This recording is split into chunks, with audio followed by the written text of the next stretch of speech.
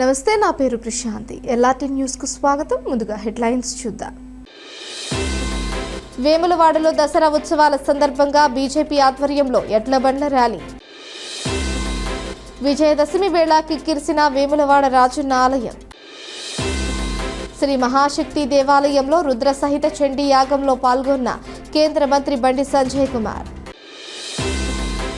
జిల్లా పోలీస్ కార్యాలయంలో ఘనంగా ఆయుధ పూజ, వాహన పూజల కార్యక్రమం.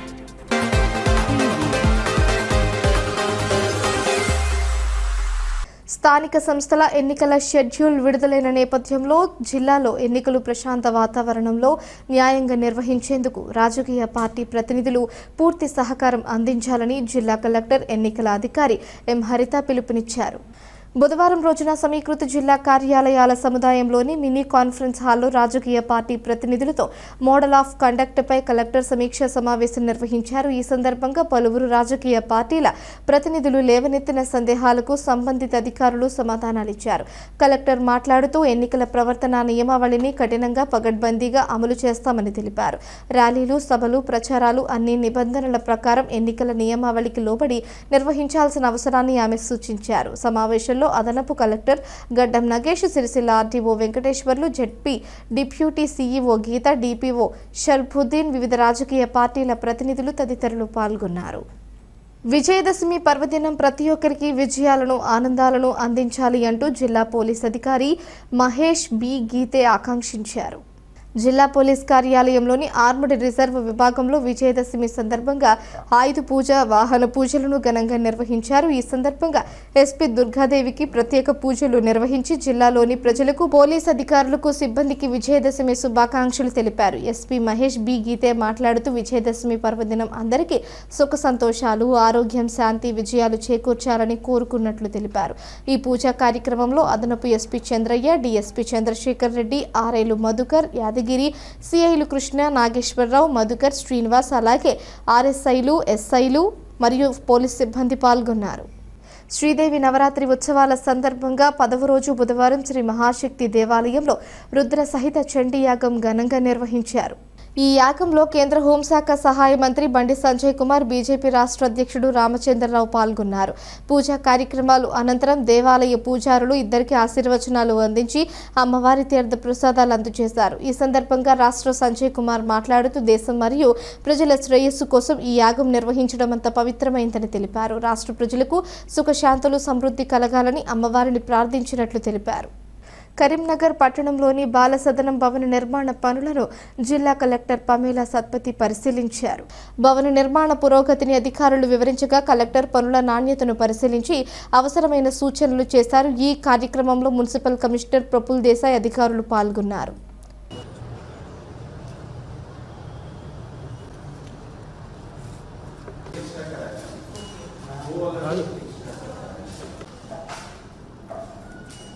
స్థానిక సంస్థల ఎన్నికల షెడ్యూల్ విడుదలైన నేపథ్యంలో జిల్లా సమీకృత కార్యాలయాల సముదాయంలో హెల్ప్ లైన్ ఫిర్యాదుల కేంద్రం బుధవారం ప్రారంభమైంది.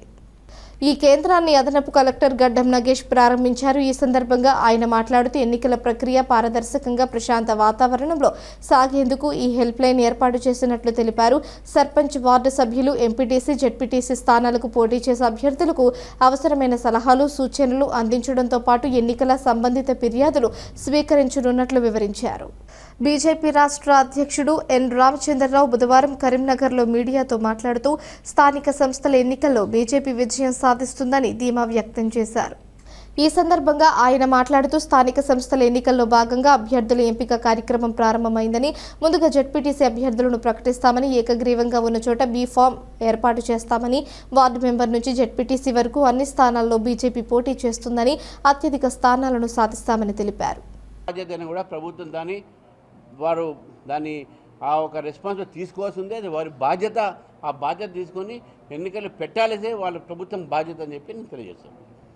ఇవన్నీ కూడా స్టేట్ గవర్నమెంట్ సంబంధించిందండి. ఎందుకంటే సెంట్రల్ గవర్నమెంట్కు చాలా వరకు చాలా స్టేట్స్లో డిఫరెంట్ సోషల్ సిచ్యువేషన్స్ ఉంటాయి, సోషల్ కండిషన్స్ ఉంటాయి.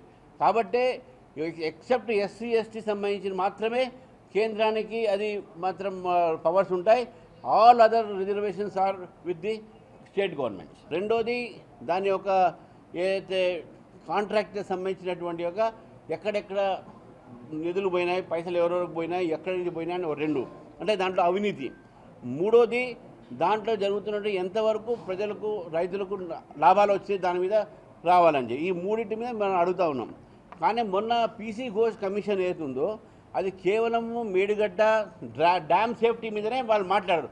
ఓవరాల్ ప్రాజెక్ట్ మీద లేదు. అది మూడింటికే ఇచ్చారు. కాబట్టి ఆ మూడు డ్యామేజ్ అయినాయని చెప్పి నేషనల్ డ్యామ్ సేఫ్టీ అథారిటీ వాళ్ళకు చెప్పారు.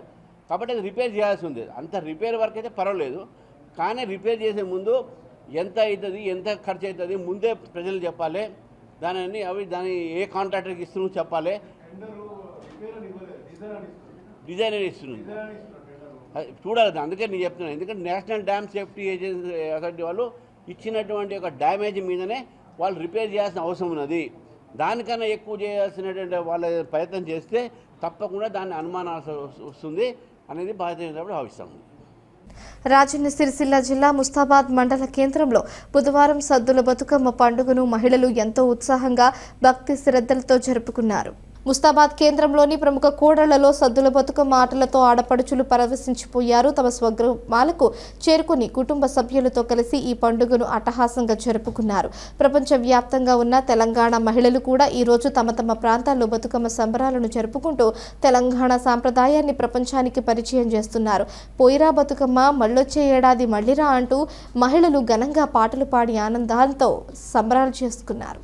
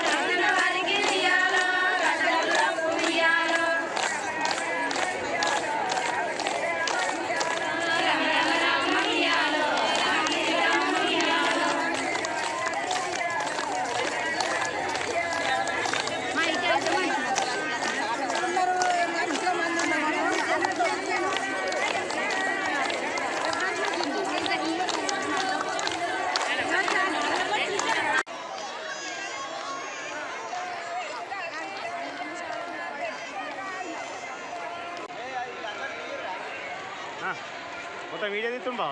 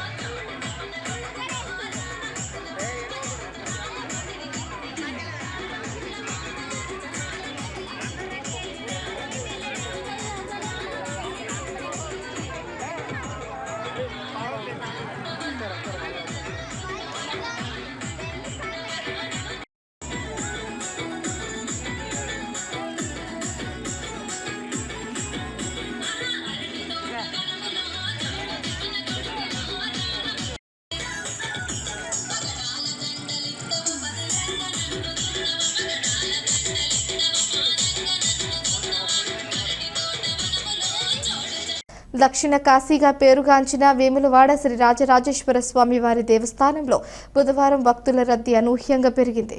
బతుకమ్మ దసరా సెలవు దినాలు కావడంతో రాష్ట్రంలోని ఆయా ప్రాంతాల నుంచి స్వామివారి దర్శనానికి వేలాది సంఖ్యలో భక్తులు తరలివచ్చి స్వామివారికి మొక్కులు చెల్లించుకున్నారు. గర్భాలయంలో భక్తులు కిక్కిరిసిపోవడంతో సామాన్య భక్తులు తీవ్ర ఇబ్బందులు ఎదుర్కొన్నారు. దీంతో ఆలయ ఈవో రమాదేవి స్వయంగా రంగంలోకి దిగి క్యూ లైన్లలో దర్శనం కొరకు గంటల కొద్దీ వేచి ఉన్న భక్తులకు త్వరితగతిన దర్శనం అయ్యేలా చర్యలు చేపట్టారు.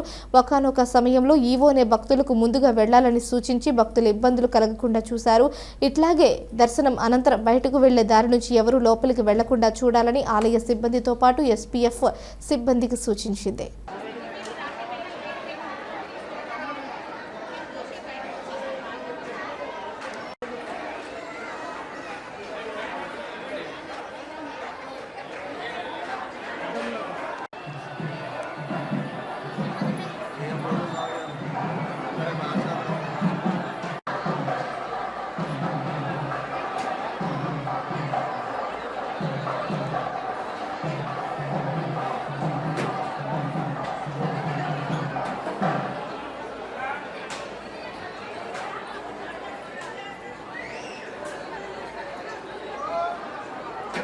దసరా ఉత్సవాల సందర్భంగా భారతీయ సంస్కృతి సాంప్రదాయాలను ప్రజలకు వివరించాలనే సంకల్పంతో బీజేపీ ఆధ్వర్యంలో వేములవాడ పట్టణంలోని జమ్మి చెట్టు నుంచి పురవీధుల గుండా ఎడ్ల బండిని ర్యాలీని బుధవారం నిర్వహించారు. ఈ సందర్భంగా బీజేపీ రాష్ట్ర నాయకులు ప్రతాప్ రామకృష్ణ మాట్లాడుతూ భారతదేశంలో దసరా ఉత్సవాలు ఒకప్పుడు కేవలం బెంగాల్ రాష్ట్రానికే పరిమితం కాగా ప్రస్తుతం దేశవ్యాప్తంగా విస్తరించాయని తెలిపారు. పూర్వకాలంలో రవాణా సౌకర్యం లేనప్పుడు ప్రజలు ఎడ్లబండపైనే ప్రయాణించేవారని గుర్తు చేశారు. ఆ స్మృతులను ఆ సాంప్రదాయాన్ని నేటి తరానికి అందించాలనే ఉద్దేశంతో గత 25 సంవత్సరాలుగా వేములవాడ పట్టణంలో దసరా సందర్భంగా ఎడ్ల బండ్ల ర్యాలీని నిర్వహిస్తున్నామని ఆయన వివరించారు. ఈ ర్యాలీలో పట్టణ ప్రజలు, యువకులు, మహిళలు ఉత్సాహంగా పాల్గొన్నారు.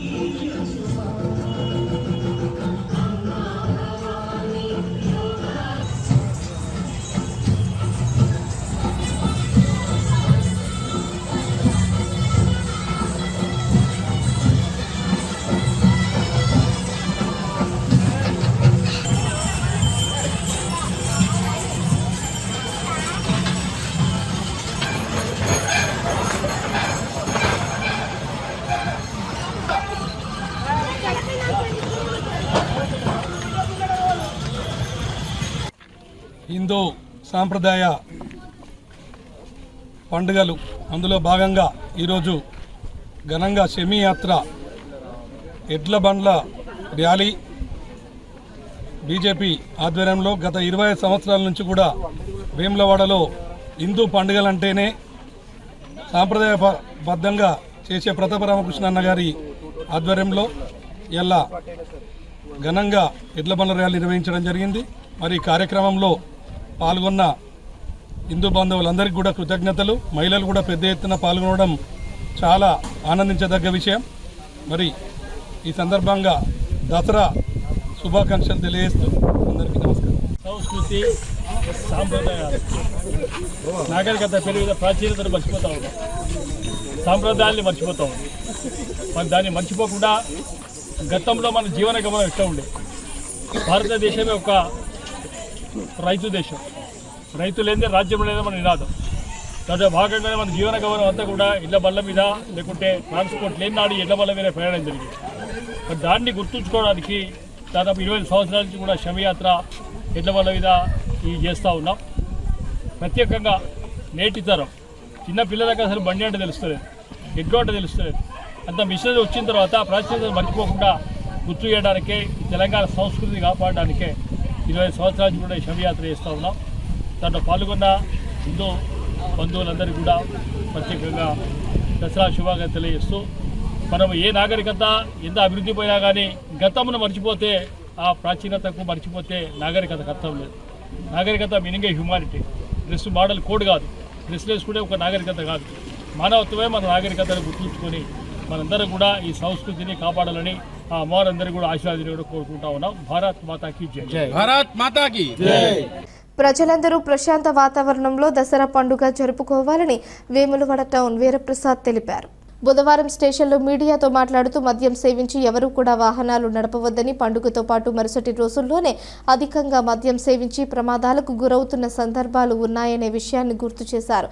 ఈ పర్వదినాల్లో ప్రత్యేకంగా డ్రంక్ అండ్ డ్రైవ్ తనిఖీలతో పాటు పెట్రోలింగ్ చేస్తున్నట్లు వెల్లడించారు. ప్రజలందరికీ దసరా శుభాకాంక్షలు తెలిపారు. వేములవాడ ప్రజలందరికీ ముందుగా అందరికీ దసరా శుభాకాంక్షలు. మనం బతుకమ్మ ఫెస్టివల్ని కూడా చాలా గ్రాండ్గా సెలబ్రేట్ చేసుకోవడం జరిగింది. ఎలాంటి ఇబ్బందులు కలగకుండా వాటికి బందోబస్తు మనం ఇవ్వడం జరిగింది. ఈ దసరాకి కూడా గ్రామ ప్రజలందరికీ నా విజ్ఞప్తి ఏంటంటే, పండుగ సందర్భంగా అందరూ మద్యం తాగి వాహనాలు నడపడం కానీ, ర్యాష్ డ్రైవింగ్ చేయడం కానీ, ఎట్లాంటి తాగిన మైకంలో ఎట్లాంటి గొడవలకు దిగొద్దని విజ్ఞప్తి చేస్తున్నాను. అన్ని గ్రామాల్లో కూడా మేము పటిష్టమైన పెట్రోలింగ్ వ్యవస్థలు పెట్టినాము.